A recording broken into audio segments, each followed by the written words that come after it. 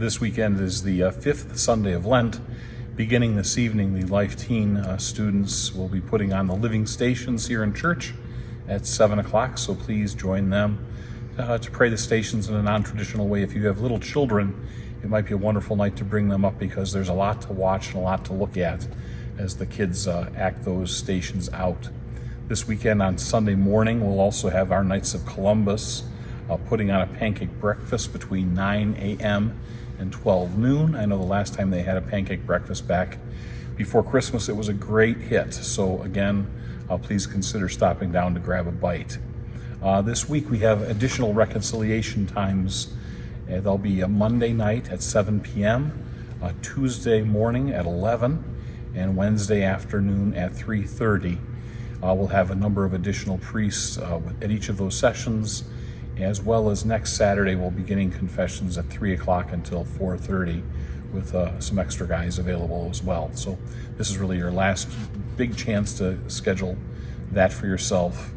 I want to remind you too that next week on Tuesday evening, Father John will be the speaker for the Soup and Speaker Night, and he'll be talking about praying and fasting and almsgiving at 6 p.m. in the Xavier Room. Up to this point, I know the last two, they've yielded about 40 or 50 people, as well as some wonderful soups that people have shared. Reminder that this week we're on spring break, so there is no school. So again, the campus will be quiet as everybody gets a little rest before the final stretch before summer. And then the following week, we have PSR soup and stations again on Monday afternoon and Wednesday evening. So thank you to those who helped with the stations this past Wednesday with the middle schoolers, and I appreciate your help going forward. I want to thank everybody who participated in our Parish Mission last week with Ben Walther.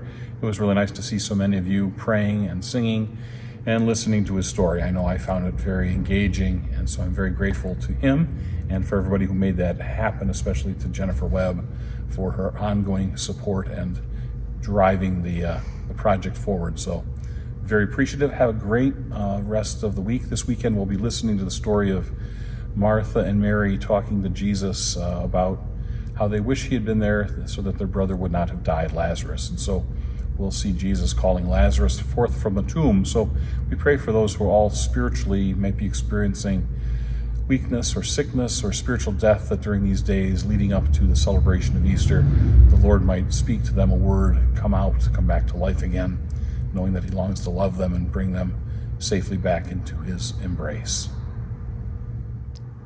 And I also forgot one last thing.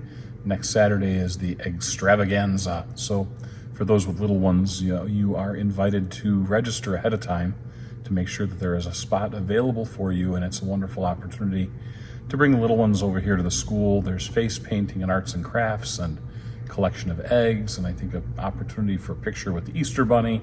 And so I want to thank all those who are organizing it, as well as our young people and our senior citizens who are helping to staff it and make it happen. I know it's a wonderful opportunity for little ones to have a good time. So thank you very much and have a blessed week.